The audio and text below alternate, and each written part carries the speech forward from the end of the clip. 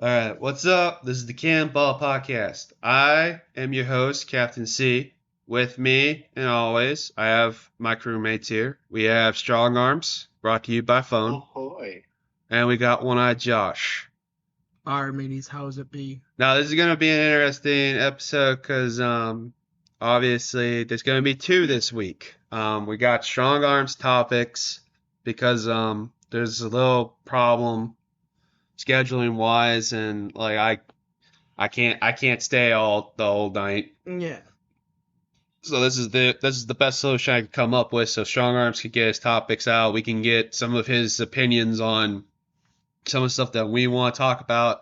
But first and foremost, Strong Arms, who you think's going number one in the NFL draft? Obviously, Cam Ward. All right, all right. Who do you want Baltimore to pick? That's an interesting question. I mean, we got a lot of options, but we got a lot of needs. Mhm. So I think the main need that we have right now is getting some defensive back. So let's see, Nick Emoriani, I can't say his name, All right. from South Carolina is a great option. Mm-hmm. We got let's see, Siobhan Real from from ECU, All right. I believe, and a couple edge rushers we can get. James Pierce from Tennessee, Mm-hmm. Nick Sorton from Texas A&M, Mm-hmm. or we can beef up our offensive line, which we have a few options for that as well. So yeah, I don't know. I don't watch the draft. I wait till the end to figure out what we already got. know who Pittsburgh is taking. I They're taking Shador. hope so. Since they couldn't close the deal with Aaron Rodgers, like this is. Well, I don't want. I hate Aaron Rodgers. I would rather not. But all right. And then another topic that we have that we're gonna do tomorrow is our top 10 most evilest Marvel villains and DC villains. No, it's some of most powerful.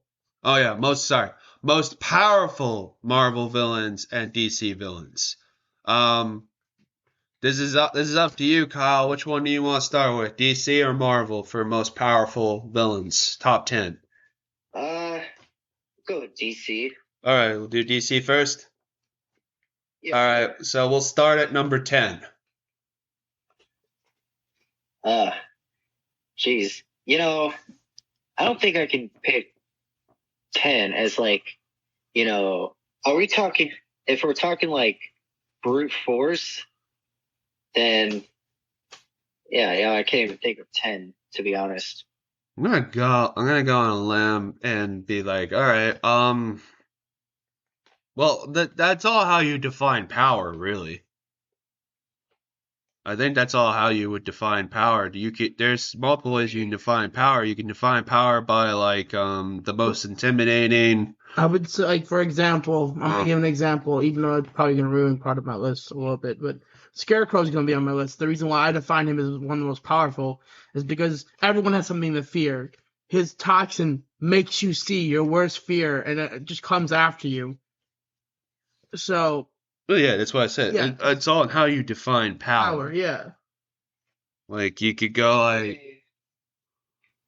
But for the sake of this argument, Hmm. or for the sake of this list, like, how are we defining power? I think, I would say this. If they can, you think they can defeat Superman, which is a god tier, it's a god God tier tier hero, Yeah, then they're the most powerful. Which I know Scarecrow can defeat Superman, so well, we've seen it. yeah, we've seen it. Yeah, There's only like a few characters that come off the head that even stand the closest of chances to defeating Superman. Well, I mean, honestly, if you're having trouble with top 10, we can drop it to top 5 or top 9 or wherever you think the list needs to be. All right.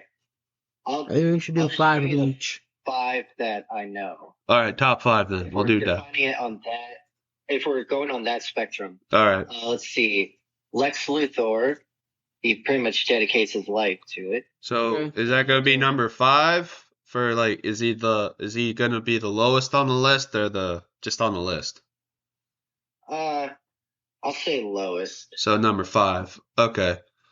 So then number 4. Number 4, I'll give it to Doomsday, who actually killed Superman. Okay. All right, that's not bad. That's not a bad one. Nope. All right, number 3. 3, Brainiac, who Okay. also actually succeeded. Okay. That's true. That's true. Number 2. I would say, oh gee, I don't know. Like, I know my number 1 is Darkseid. Darkseid's number 1. All right. Yeah. Well, he's weak against magic based. Yeah. Superman's weak against magic. Oh, in that case, I guess. Ooh. Black Adam. Well, anyone, Shazam can do it. Yeah, but Shazam's a hero, not a. I know, but I'm just saying. Yeah. I'm giving a. Yeah, you give an example. I got you. Yeah, it's magic. So anyone with magic base can take down Superman, or at least weaken him. I thought he was more like an anti-hero, Black Adam. He's both. He's an anti-hero, so he's a villain, but then later on in the comics, he becomes more like an anti-hero. All right. Well, for the sake of that, we'll count it. No, do Black Adam number 2. Okay. All right. Well then, that's DC. Marvel. Top 10 or top 5. All right. I'll say 5 for that as well. All right. If we're going by the same spectrum, Mm. let's see. So that would be Sentry for Marvel. You could take down Sentry. Oh. Isn't Sentry like the most powerful character in all of Marvel Comics? Believe so. I don't think. Oh, so that's I'm going by Superman scale. That's the thing. So like Marvel's Superman is technically Sentry, although he's insane too. So he's actually both a hero and a villain. I know. So that's kind of a. I think Marvel has less god tier heroes though, so it makes it easy. The list actually becomes easier for Marvel because there's less god tier talent. Mm-hmm. So honestly, I think he's I gonna only have 2 names that I think could defeat Sentry Galactus. and Thanos. So the only 2 that I know of that could probably beat him. Nah, that's probably it. So let's not do it. Then let's not do Sentry. Just do it based on like because most of Marvel's heroes aren't even god tier. No, let's just top 10 villains that we. The most powerful. Yeah. So you think are most powerful or top 5? Top 5. Yeah, top 5 because he did 5 for DC. Do 5 for Marvel. If I can go 5, Yeah. So number 5. let's see.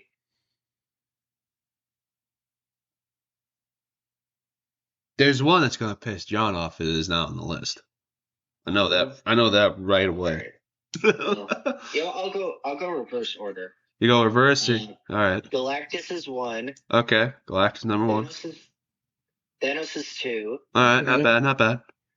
Apocalypse. Ooh. Oh yeah. Yeah, he's God tier. Yeah. Number 3. And then Doctor Doom. Okay. Wait. Hold on, Kyle. God Emperor Doom or Doctor Doom? You can translate that. So, you wish, but... so God. All right. So I would pick God Emperor Doom Same. because he basically becomes a god in the storyline and he controls the universe. Yeah.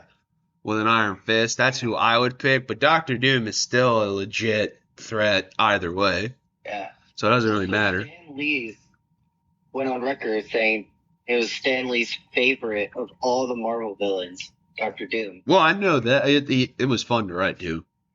Yeah. It must have been fun to write. Probably. All right, number 5 then. Think of the list. Probably Hella. All right. That's fine. That's not. So, That's sister, that's not bad. Oh wait, no. Hang on. Surtur, oh. That's all right. That's a Okay. good one. All right. who destroys Asgard. All right. All right. All right. Well, I'll give you a little snippet of mine. My number one is for Marvel is God Emperor Doom, and then number one for DC is Darkseid. Those are my number ones. Number one for DC Hmm. is Brainiac, Okay. and number one from Marvel is Thanos. All right. Those are our number ones. The rest of the list we'll give with John, Yeah. because John's got a couple that he wants to unveil. All right. So now that we've done that, I think that's all that we had. Yeah. Because we haven't done Godfather. Unless Kyle, have you seen Godfather? I've not. You've not seen Godfather. Okay, then we can't do that. So let's do Strong Arms reviews. Which one do you want to start with? Which topic are you gonna go with? I'll start with warfare. All right. All right. When you're ready. All right. So, Warfare is a biopic based on a single platoon's mission in the Battle of Ramadi. Forgive my mispronunciation. In 2006 Iraq. Huh. Former Navy SEALs Ray Mendoza and Alex Garland are the film's writers and directors. They make the entire film based on their memories of this event. And they take no prisoners when they show it.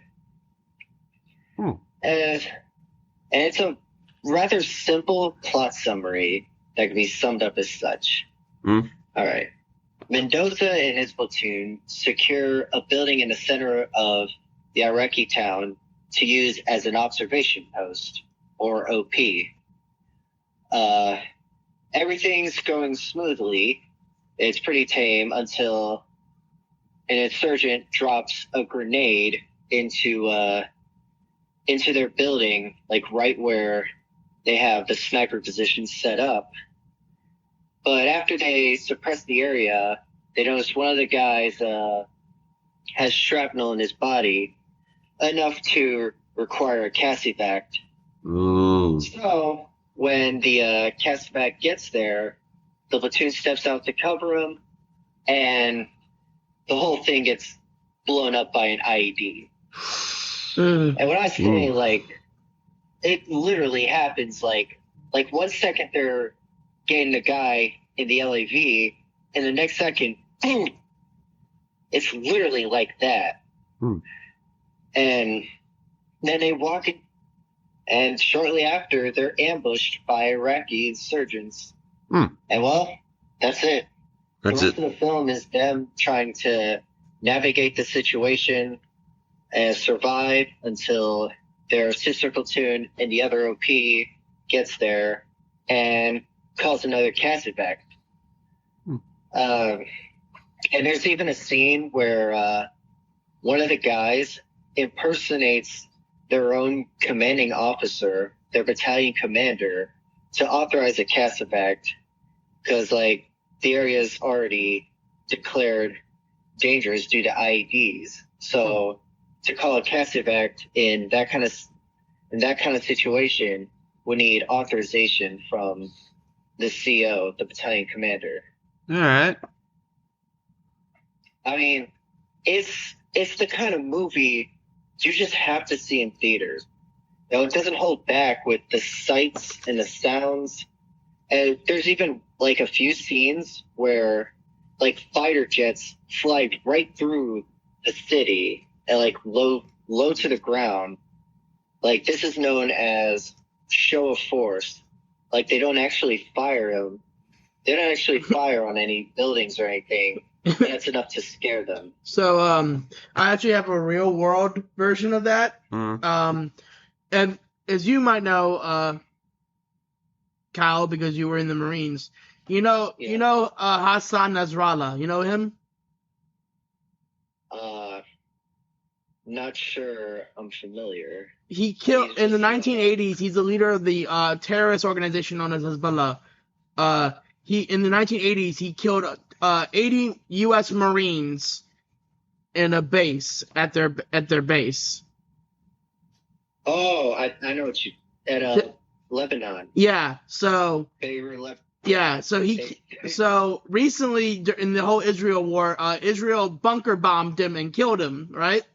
And at his funeral, they had a bunch of people coming in, a bunch of other terrorist people coming in. So Israel decided to do exactly what they did in that movie, and they let loose their air force and flew over his funeral. Yeah, a show of force. Yep. All right. Well, something pretty common. Well, my question is this: did they do you think that they portrayed the actual events rather well? Oh yeah, like I said, this is literally like these two guys. They were in that battle. They literally make the film from their memory of the events. And you know, the way they capture like the chaos of the situation, and you know, they get all the sights and the sounds. That's why I say you have to see it in theaters. You know, this is like this is what a war movie should be to me.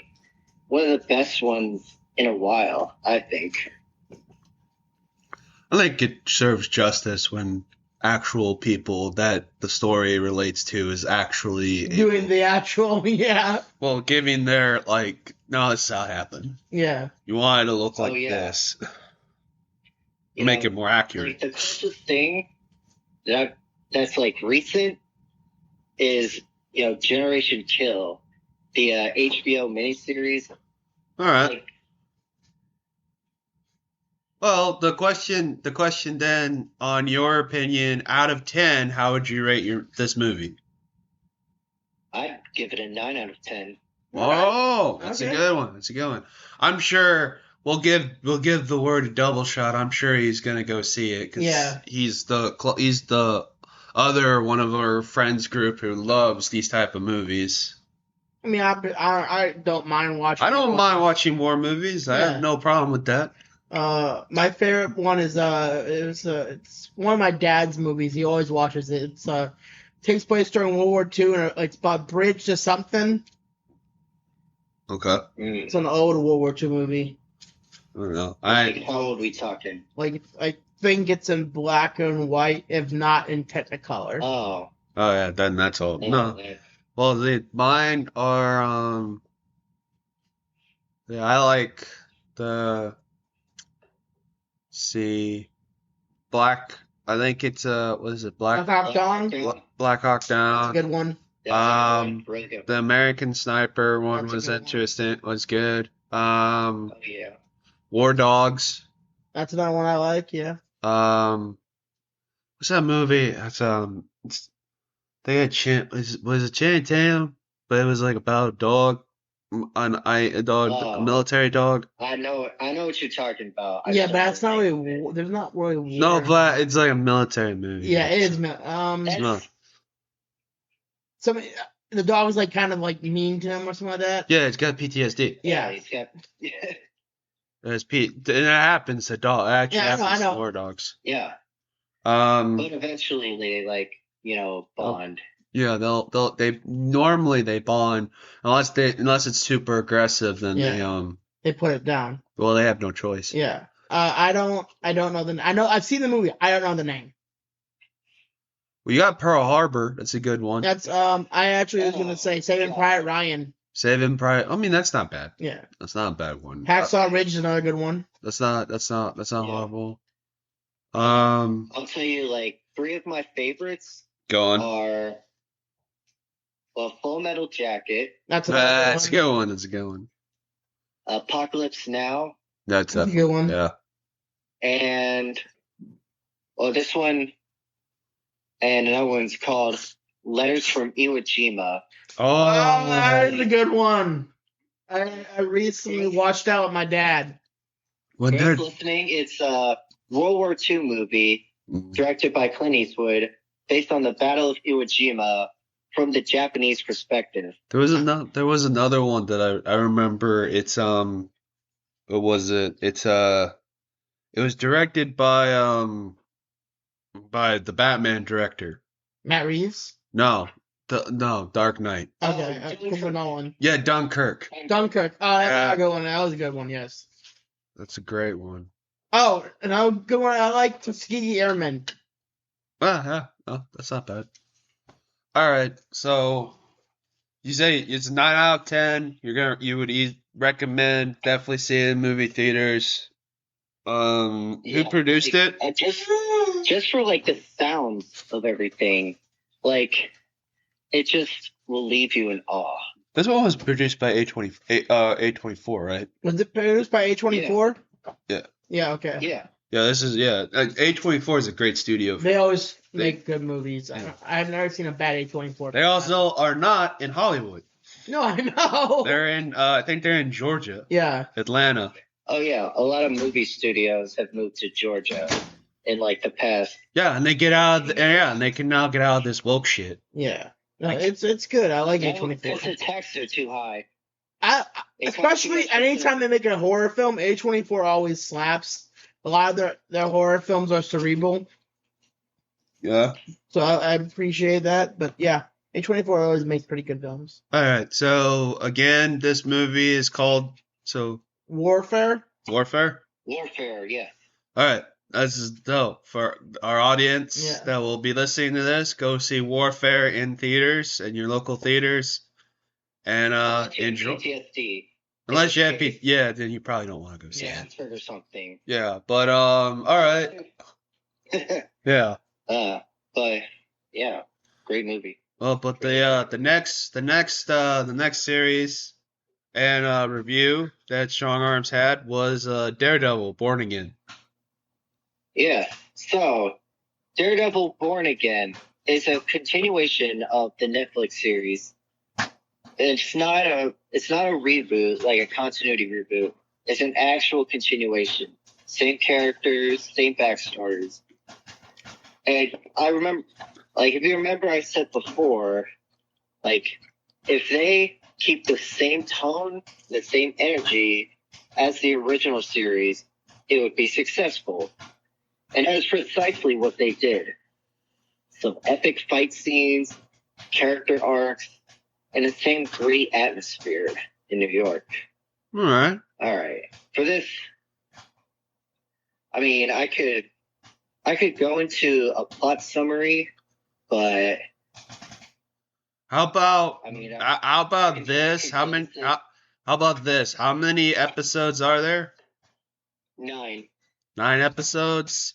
So instead of doing I would say you could do a plot summary, but you could also rank each episode however you want to do it. Yeah. I'll just go for the plot summary. All right, then you can do a full series rank. Yeah, then you can do a full series. All right, so it starts with Karen, Foggy, and Matt drinking at Josie's, and then Poindexter from season 3 comes in, and he goes after Foggy's client at the time. So Daredevil engages him in an absolutely spectacular fight scene, I would say. One that rivals the hallway scene from the first season, my opinion. Oh, I forgot to say it earlier, but for those of you listening, this is your spoiler warning. Yeah. I'll give you.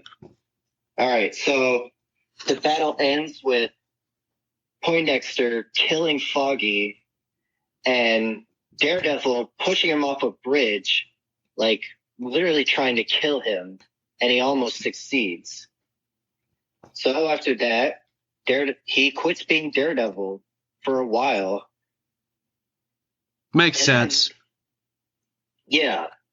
And then Wilson Fisk comes back, and after his The injuries Kingpin. from Hawkeye. Yeah, they hardly ever call him that, but so yeah, he's elected mayor of New York City and runs it with an authoritarian mentality, even employing a task force of NYPD's most rogue cops to target vigilantes in New York, including Daredevil. And he even killed one of them, the White Tiger, who was on trial before for killing a cop, but Daredevil defends him and he's found not guilty. But one of those cops kills him while posing as the Punisher. And then, the Punisher, he actually appears in the next episode briefly, but he doesn't show up again until the finale, when Daredevil and Punisher team up for another epic battle. Okay. So, the series ends with Wilson Fisk declaring martial law in New York and declaring vigilantes as criminals, while Matt, and along with Karen Page, who exits the series in the first episode and comes back for the finale, so they gather up a small, like a little resistance against Wilson Fisk. Also, Daredevil develops another love interest by the name of Heather, a psychologist who actually takes Fisk and his wife Vanessa as patients. But by the end of the series, she's appointed in Wilson's cabinet. And yeah, that's pretty much it. I think it gives new life to Daredevil by like I said, keeping the same energy, but with a new plot, so you're not just repeating. That's good. All right. Well, I'm gonna say this, is the suit improved? No, I think it's like the same. Okay. Just curious. But Daredevil doesn't even put on the suit again until halfway through the series, and he goes after some serial killer. All right. Well, Daredevil is going to be in the new Spider-Man movie that has been confirmed. Also, is confirmed as well that the Miles Morales is in the movie. He is AKA being played by Isaiah Russell Bailey. He is Miles Morales. I believe I sent a picture. Yes, you did. To the group chat. Or Discord, whatever. Or not Discord, to the must be a new actor. He's a new actor, but he looks about, to right me, age. He looks... Well, there you go. He looks older. But yeah, Matt Murdock and Wilson Fisk is also in the movie. Along with Mr. Negative, played by Steven Dion.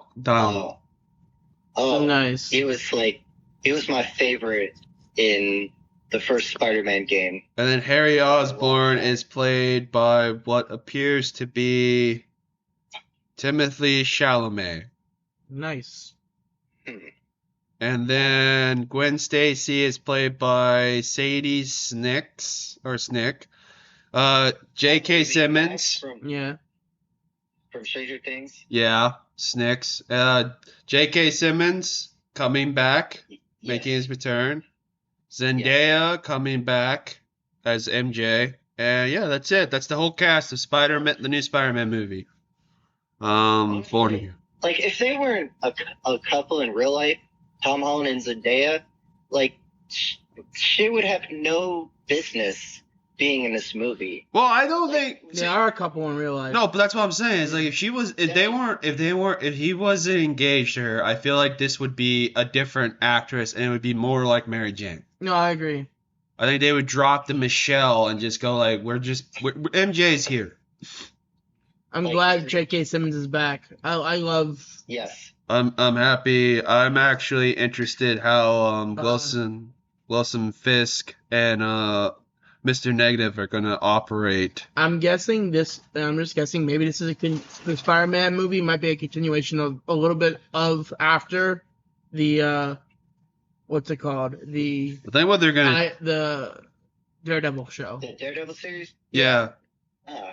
Well, Because technically, Spider-Man is in New York. Well, he's also a vigilante. Yeah, so that he would be being hunted. He would be hunted by Wilson Fisk Task Force. Wait. I gotta ask this: will the Punisher be in the movie? No. No. The list is Sydney Sweeney, Black Cat, Steve. God. Steven, I'm excited for Sydney Sweeney. I'm sorry, them titties and whatever black leather they're gonna put them in. Woo! Woo! I don't get the hype around her, honestly. It's because she's willing to do all this stuff, and she's not and she doesn't complain about it. It's like Not even. Dude, Scarlett, you can make the argument Scarlett Johansson's not even hot. The reason why she's so sexy is she appeared in underwear. Shit.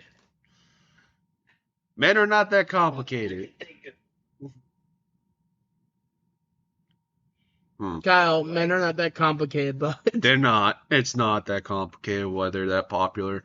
I also would like to point out this seems like it's going to be probably some elements of the Spider-Man game, being that Mr. Negative is going to be in it. True. I should hope so. And Miles Morales. But okay. Now, does it say if they're gonna have the symbiote in this movie? No.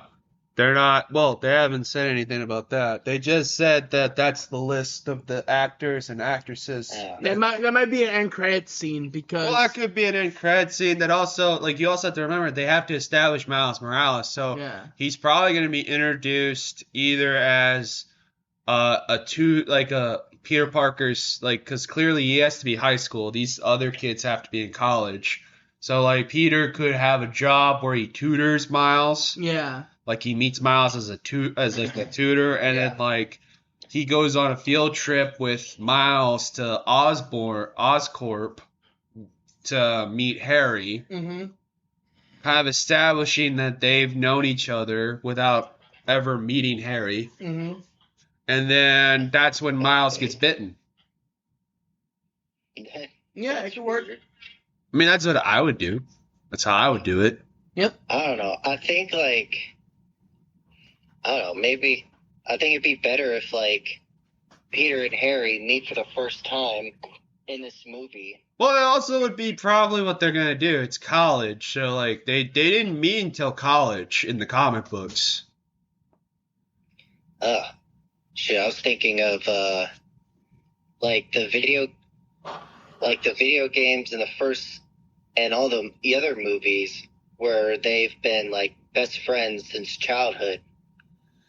Well, yeah, but that's why they could go either route. They've been best friends since childhood. This is just the first time we're meeting Harry, or they could do the old school Spider-Man route where they met in college.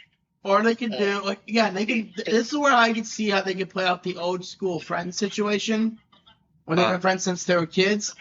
Harry's been away at boarding school, and he sees him at the thing. He says, "Harry, Peter, I haven't seen you in years."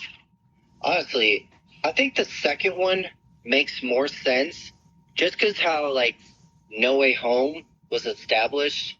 When he meets Norman Osborn, the Green Goblin from Tobey Maguire's universe.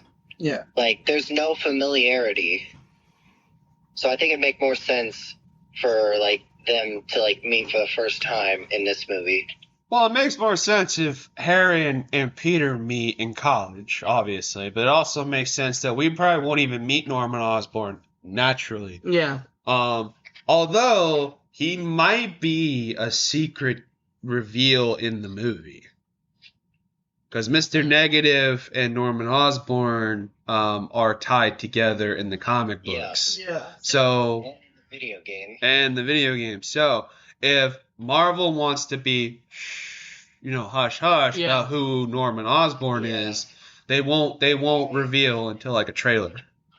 I think, I think like having Norman Osborn on top of every other character, like, throwing a bunch of characters together just for the sake of like having them there. That's not like it hardly ever works. I would rather, if you're gonna do Norman Osborn, I'd rather have. It's so tough because William Dafoe defined that character so well. That's so Nobody tough. could replace him. It's so tough because it's like I can't. You have to have somebody that kind of mirrors Timothy Chalamet.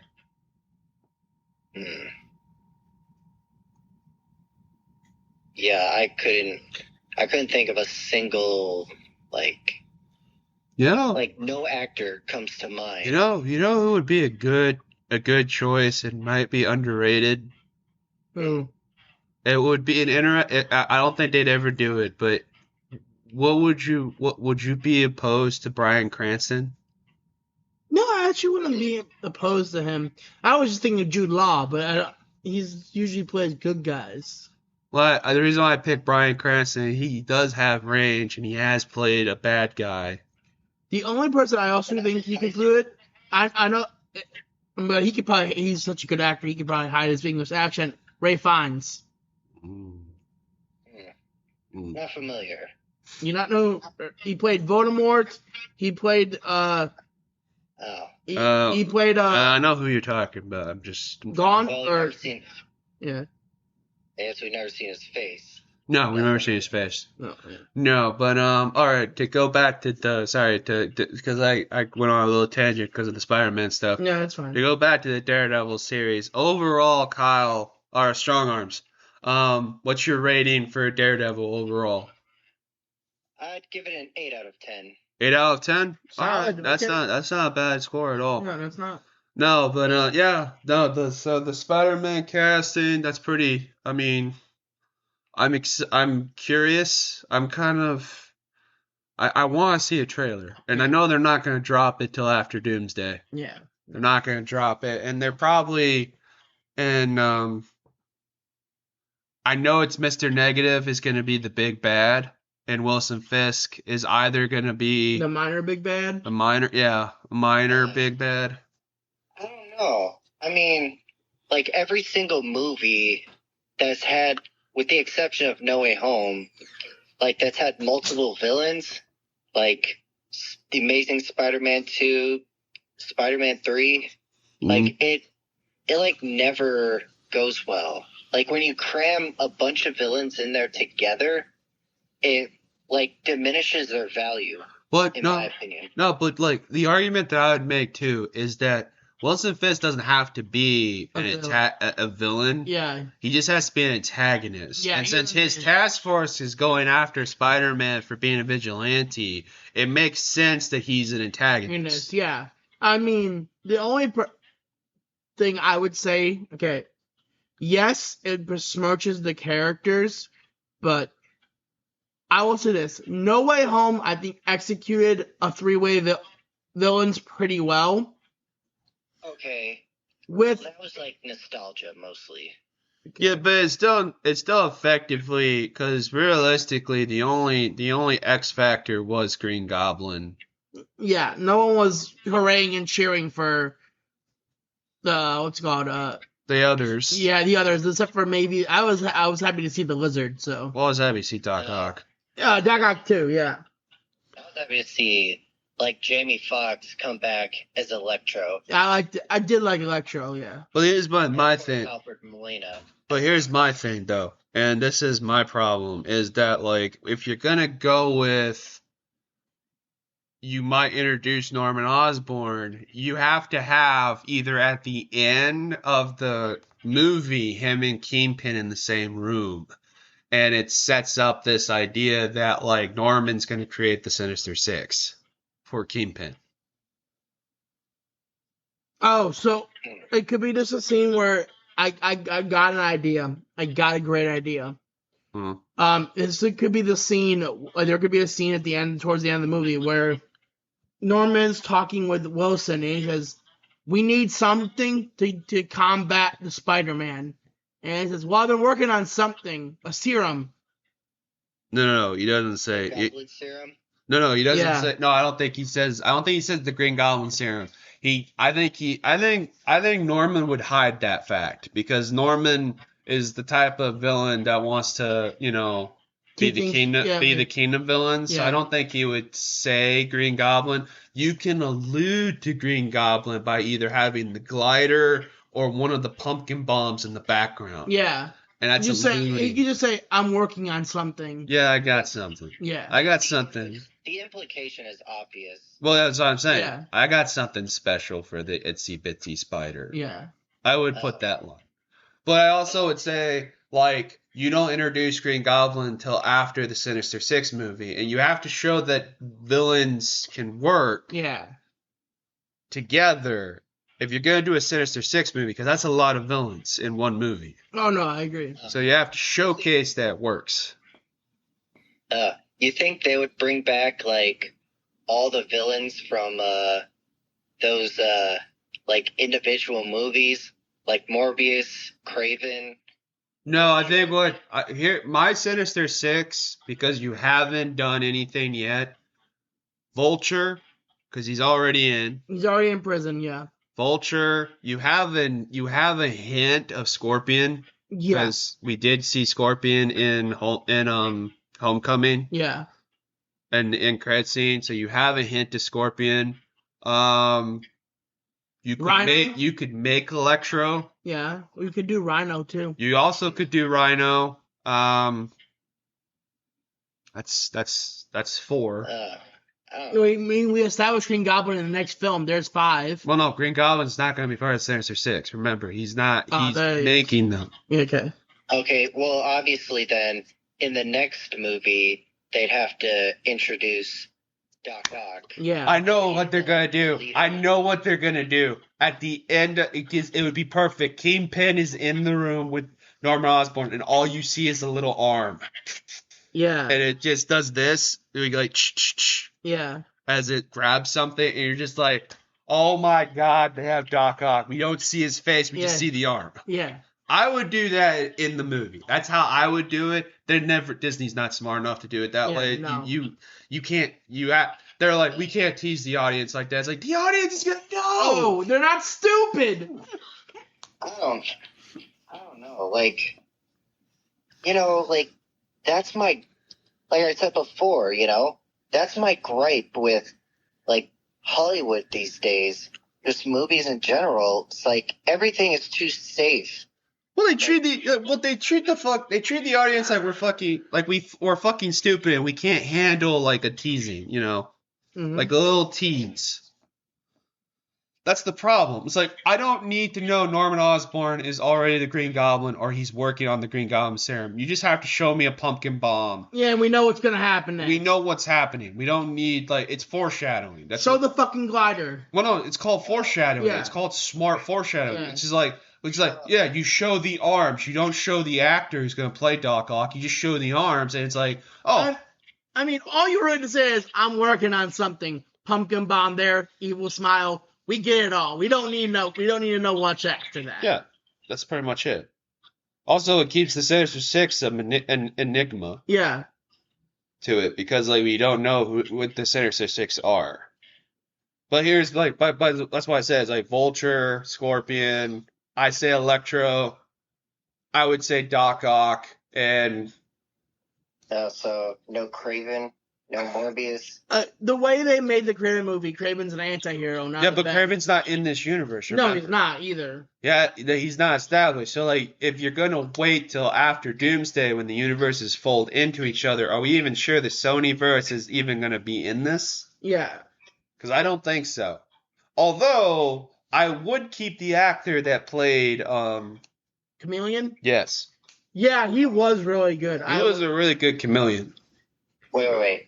I'll tell you, if they could, what if they got the Prowler part of it? Well, that would make sense because it's Miles Morales' uncle. Yeah. That would actually make sense. Fight his uncle. That would make sense if he was part of the Sinister Six or he. All right, I mean that I could see them doing that. I could see Disney doing that. So it'd be like I don't even know if they would have Doc Ock really. Or I mean, they could just bring the Prowler in just as like a vigilante, not a full-on villain.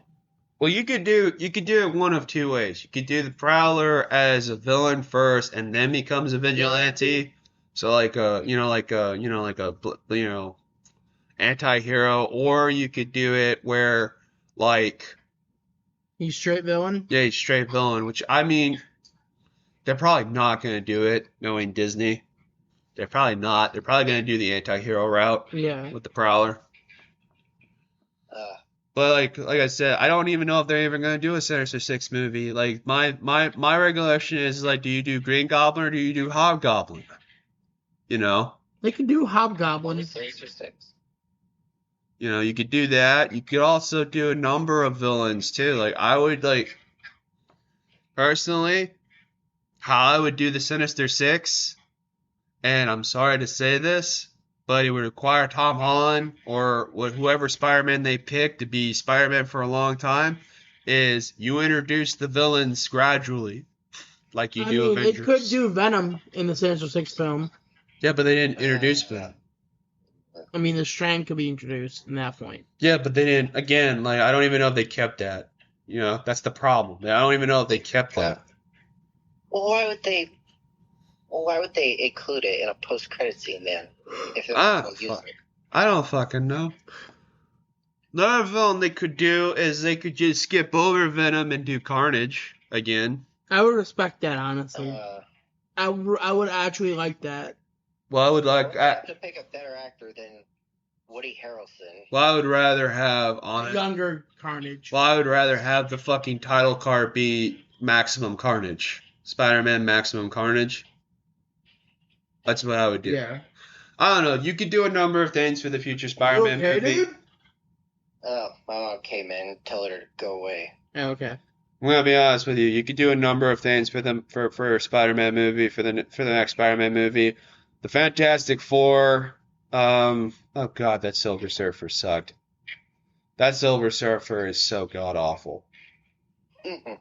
Galactus looked great, by the way. Galactus looked fine. Yeah. The Silver Surfer looked like ass. Well, it's a woman too, which made no sense. I had no problem. First off, I'll say this: I could get used to it being a woman. I get used to it because it's not the 616 universe or the main MCU. So you could justify it's not Norrin Rad yet, but okay. My problem is that it just looked like shit CGI. True. But overall, like, I don't know. I'm iffy on it. I'm still gonna go see it, but I'm not holding out hope. I'm not seeing Thunderbolts.